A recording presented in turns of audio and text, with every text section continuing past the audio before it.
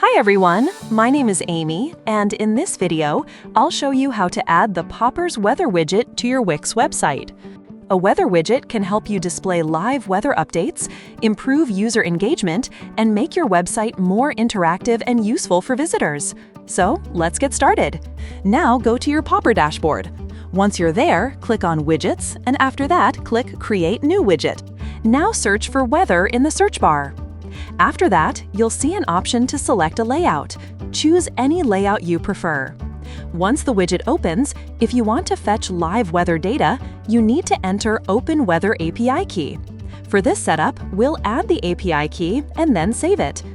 After that, we have Location and City panel settings, where you can change the location mode and update the units to Fahrenheit or Celsius. If you've selected a specific location, you can also search for a specific city. Under Templates tab, you'll find different templates that you can choose from and use on your website. In the Appearance section, the settings will change based on the template you selected, so if you switch templates, the appearance options will update too. You can also preview the widget in mobile view by clicking the option in the top right corner. And if needed, you can test it in both dark mode and light mode. This only changes the color of the editor background. Once you're happy with the customization, click Install Widget. After that, you'll get an installation code. Copy the code and go to your Wix site editor. Now add a Embed HTML block, paste your installation code inside it, and click Apply. Finally, publish your website.